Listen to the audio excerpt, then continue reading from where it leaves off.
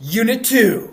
Is this a cool effect? You can read my palm if you're like really into that. So Unit 2 is about population and migration. It essentially combines, aggregates the chapter 2 and 3 in our textbook, which is pretty cool. This is also the super condensed version, so buckle in. It's going to be kind of a quick ride. Here we go. It begins with talking about where we live. That's going to be basically based on physical factors such as climate, landforms, water. If it's too cold, we're probably not into it. If it's too hot, same deal. And, the ecumene. You may recall what the ecumene. Human factors. Cultural. This would be, where we have preferences, our habits, our norms. Economic factors. Most people don't move to countries which are worse off, and if they do, it's because cost of living is lower and they have a fixed income. Historical factors, such as oppression toward a specific group of people. Probably want to avoid that place if that's your group of people. And then political factors. Do you have civil liberties? Can you vote? Can you express yourself? Free speech, religion, etc. These impacts are very important, and I would say this right here is the most significant thing in the entire Unit 2. Where we live impacts very strongly our political situation.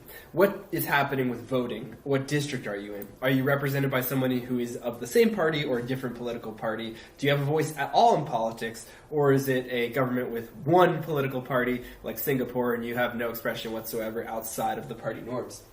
Economic, do you have jobs in that place? Is there trade? Is there the free flow of capital? Social would be something like healthcare. For Unit 2, this is probably something you're going to see that comes up where you have a wonky dependency ratio and too many old people, too many young people. The job base, the working group is not large enough to support the dependents, elder, and youth populations, and that's kind of an issue. And then finally, environment, carrying capacity.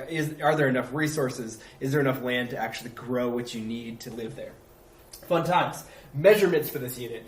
Densities are going to come up. Arithmetic would be how many people per unit of land. Physiological would be how many people per arable land. That means farmable. And then finally, agricultural. It's farmers per arable land. Population pyramids are kind of throughout this thing. Remember, these are related directly to the demographic transition model. So as natural increase rates change, so too do the population pyramids. For example, a stage 1 country, which is kind of an undeveloped or a country with very limited government interaction, would have lots of births and deaths at stage 1.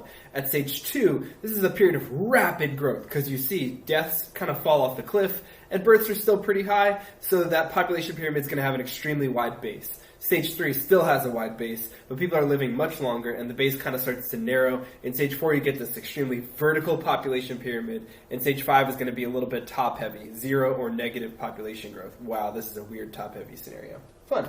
The epidemiological transition model, I don't think it's coming up this year because that'd be really controversial, so I'll kind of move forward, and I feel like you know it now. Malthusian theory is going to be this concept, and it's just a theory because obviously we're still kicking.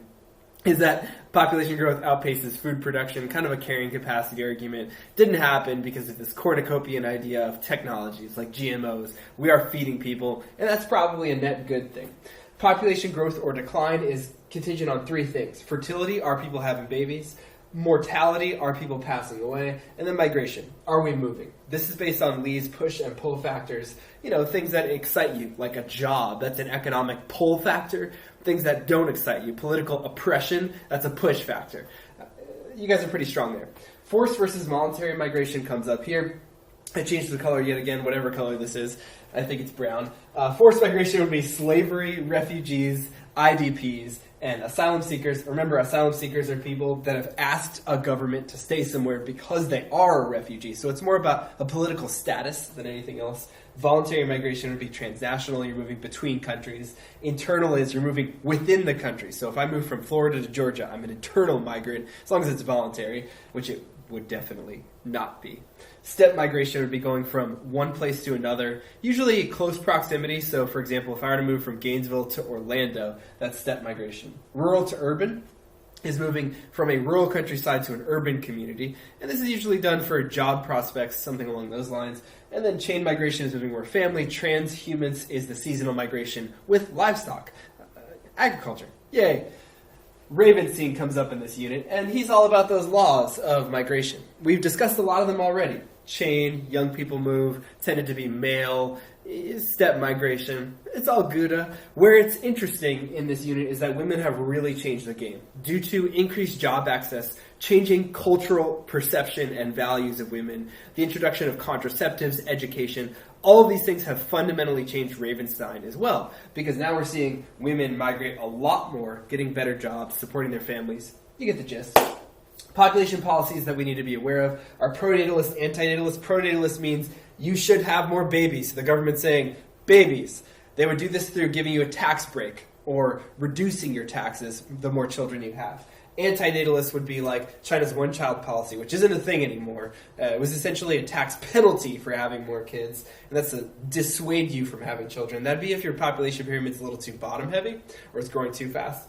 And then finally, immigration. Clearly, government policies affect immigration. We either incentivize or we disincentivize immigration depending on the context. For example, if there's a pandemic, you probably don't want a lot of movement between borders for obvious reasons. Older people. This is something that I think has not been tested enough, and I think it's a good ground for potential FRQ. We have effects in social, political, and economic sectors based on the elder population. Social, you're going to see a lot more, croquet games, shuffleboard. We'll see lots of different interactions with older people. Certain things will become popular and not. The healthcare system will certainly be put into a different set of strains.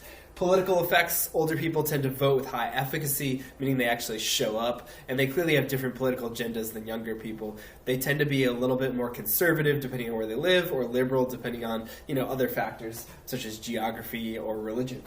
Economic situation.